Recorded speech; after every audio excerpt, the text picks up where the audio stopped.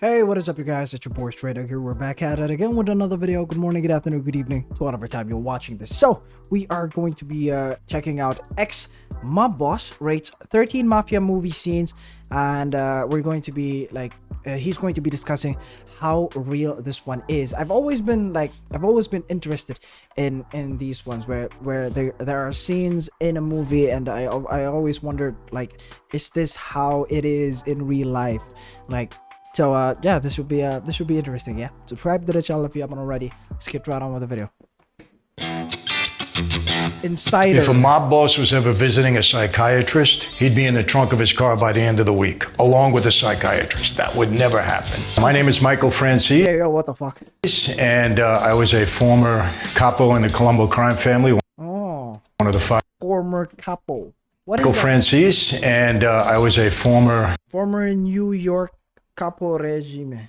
Capo regime. capo in the Colombo crime family, one of the 5 New York Mafia, La Cosa Nostra families. I'm now residing in the Los Angeles area, and I'm here to be a movie critic. Okay, let's go. How real is it?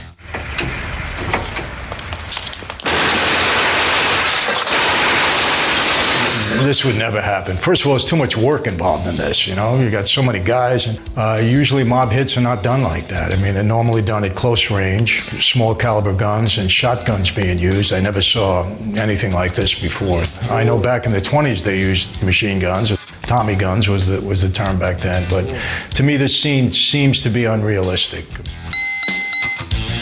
Four hats out of 10. Okay. Yeah, because this seems like too much work done for such an easy job, like theoretically. Oh, chi sta facendo? Hey, Easter weekend, eh? There was always a guy of that size in every crew and every family. There was always somebody that big that was around. Italians eat a lot, and some of them get real big. You know, I doubt you'd ever see this many people. The last time something like this occurred was Appalachia, back in New York, when guys from all over the country came in. Oh, Council of Mafia met in Appalachia. I think they probably modeled this scene after that. You know, ever since law enforcement invaded that meeting, it never happened again. And that I know for a fact. 4 out of 10.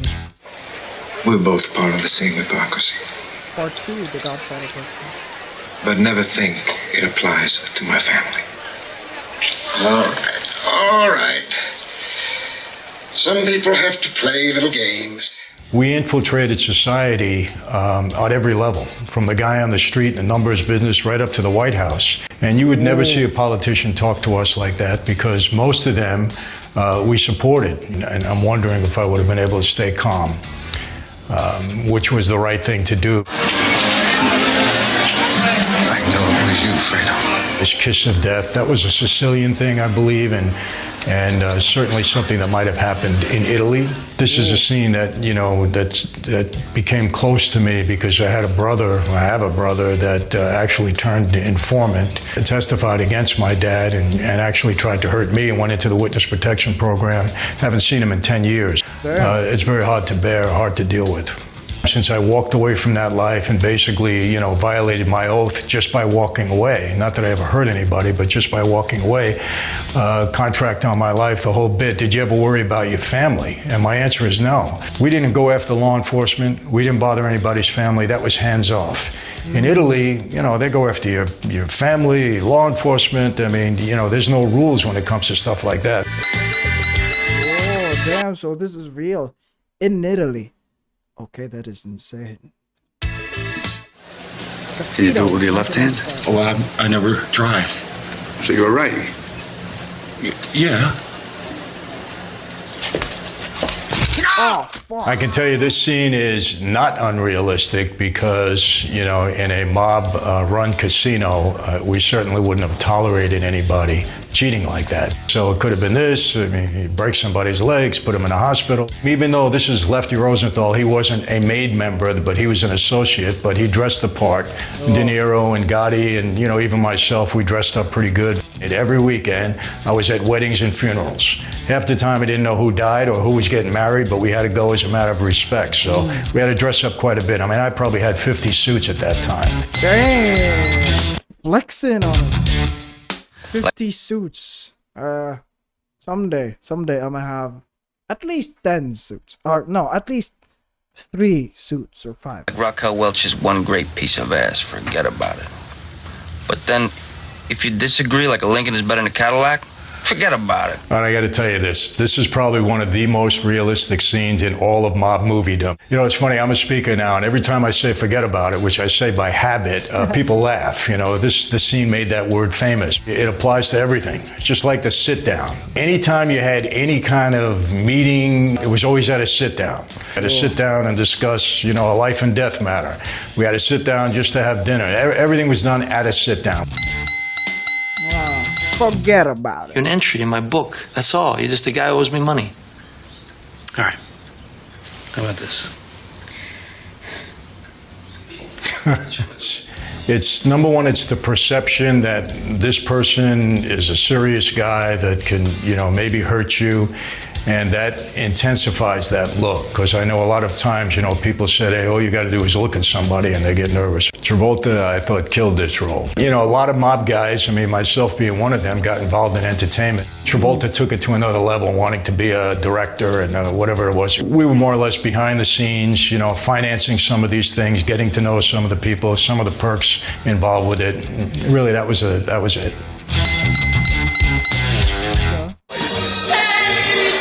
And you had Nicky Eyes. What's up, guy? And Mikey Francesi. That guy, yeah, I want to see him. Yeah, now, I don't think he really looked like me. I'll be honest with you. I was in the theater. I had just gotten out of prison, and I went to see this with my wife. And after a few minutes, she looked at me and she said, you know, is this really what you guys did? Is that what your life was all about? And I said to her, honey, come on, it's a movie. They make things up, you know, don't pay attention. No sooner do I say that than they introduce my character, and she looks at me and I said, come on, we got to go. And I walked out because I didn't know why they put me in. It was a different crew. It's Frankie the Wop. Got in trouble? Freddie No Nose. How you doing? People say, well, how'd you come up with those nicknames? You know, like there was a guy that we called Chicken Head, and the reason we called him that because he used to shoot the head off of chickens when he was practicing his marksmanship. You know, he had Benny Eggs. Why'd you call him Benny Eggs? Well, he liked eggs. He ate them all the time. So we weren't really original with the names. Okay. We had Fat Tony Salerno. Why'd you call him Fat Tony? Well, he was fat. What do you mean funny? Funny how? How am I funny? No, just... You know, they made Henry out to be a lot more significant in the life than he really was. He was just a lost soul. He always had a drug problem, alcohol problem. For me, Joe Pesci is the best portrayer of any mob guy. You know, he was around street guys. He knew guys on the street, and he just had it down so perfectly. Hey, put your eyes up. How about this? You know, most of the local police, they didn't bother us. You know, it was really the FBI and, you know, investigative agencies like that, especially the feds. I doubt if anybody, even though he was protecting his son, would ever come right out front like that and look to put people on Front Street, so to speak. Front Street, in other words, you're telling the police that, you know, one of these guys might be guilty of doing something. So you're actually, you know, in mob terms, you're becoming a rat or a snitch, and, you know, you'd pay a price for that. Here's about $30. It's all he's got on him, Michael. Where's the rest? Yeah, where's the rest? Well, I bought a few rounds of drinks over here while I was waiting, you know? You know, this whole Shylocking scene, you know, very accurate. Shylocking, loan sharking, you know, basically lending money at usurious rates. And everybody that was in that life was in that business that had any money. You know, he plays these roles good. I think today, you know, the way De Niro's acting, he thinks he really is a mob guy, you know. It's kind of permeated his whole being and his character. 7 out of 10. Okay, a lot of loan sharks. The Simpsons. What the fuck, man? Where'd you get that truck? It fell off a truck. You know, a truck. A lot of things fell off a truck. I mean, that was the expression that we used, whether it be clothing, suit, you know, electronics, cars, whatever.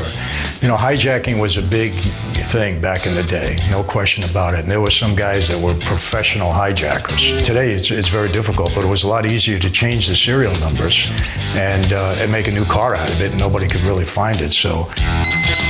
Oh, I see, it fell off a truck. It's like it's a saying that means, you know, you stole it basically. Let's get out of here. Come on. Bang bang. You know, I'm a little bit jaded when I look at this film, only because I know that the Sheerhan story is fiction. I mean, he didn't kill Hoffa. I didn't know Jimmy Hoffa personally, but it was during my time. But I do have insight into, you know, what really happened there. He was a hot-headed guy, and he was one of the most powerful guys in the country at that point. Remember this: you control the Teamsters in a big way. You control the country. You know, number one, you got zillions of dollars in your pension funds. You call a strike as a Teamster, you know, you got 2.5 million people stopping. Nothing gets delivered, everything stops, and that's a tremendous amount of power. The Joey Gallo killing, that was, because I know, you know, for a fact what happened there. Like I said, that was our time, and, you know, I was in the middle of that. I wasn't a shooter, don't get me wrong, but I knew it was our family. For him to be so, you know, outspoken about doing that, it was just so wrong. I mean, the scene was accurate. I mean, he did get killed in that way. He did get out into the street, and they did get him there, and his family was there, the whole thing. But Sheerhan wasn't the shooter. You are, in effect, the mayor of Chicago. You've Of your family, though. not simply been appointed to that position. I mean, he certainly looked the part. You know, everybody looks at Capone like he was a 40, 50-year-old guy. He was like 29 years old. He was in his 30s when he passed away, I think. What the fuck? Seriously? I didn't know that. This guy is in his 30s? Jesus. Like he was a 40, 50-year-old guy. He was like 29 years old. He was in his 30s when he passed away, I think. You know, Capone was bigger than life in the movies. He wasn't bigger than life with us. I mean, nobody really regarded him. You know, even my father said, you know, we chased him out of Brooklyn. He went to Chicago. I mean, and my father's 103. So he was around all of these guys. You know, unfortunately, I get asked about all the time is about murder in that life. And I will tell you this, murder was taken very seriously. Okay, it can only be approved by the boss. So I've been very, very fortunate to be here where I am now and not dead or in prison like just about all of my associates.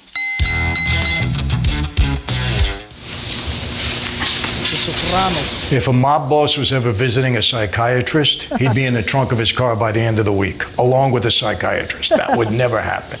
Damn. Don't do it! No, don't do it! My arm! There's no way in the world, if a mob boss hit anybody, that guy would come back at him. No way, especially in front of boys. If he did, you don't ever raise your hand to a made guy, no matter who you are. You raise your hand to a made guy, you're dead.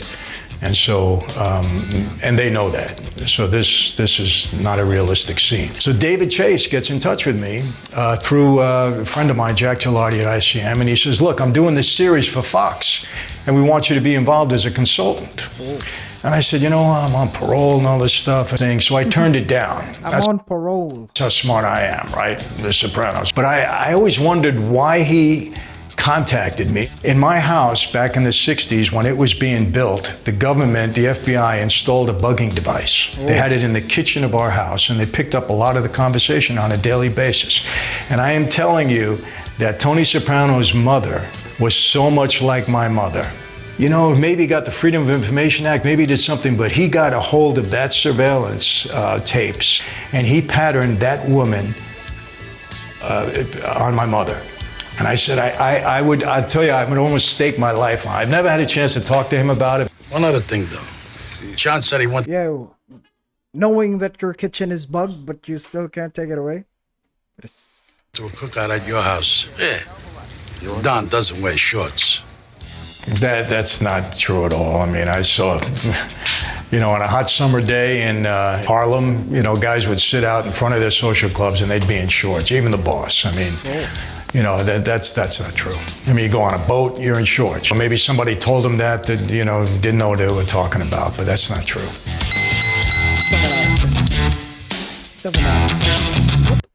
No shorts? Shorts. That my life. I've never had a chance to talk to him about it. One other thing, though. John said he went to a cookout at your house. Yeah. Don doesn't wear shorts. That's not true at all. I mean, I saw, you know, on a hot summer day in Harlem, you know, guys would sit out in front of their social clubs and they'd be in shorts, even the boss. Alright, that was that. Ex-mob boss rates 13 Mafia movie scenes. How real is it? If you like this video, then like the video. Share this to family and friends. If you have any other comments or recommendations, put it down there in the comment section down below. Subscribe to the channel if you haven't already, but that will be it for this one. Thank you very much guys for watching. Until next time folks. Bye bye.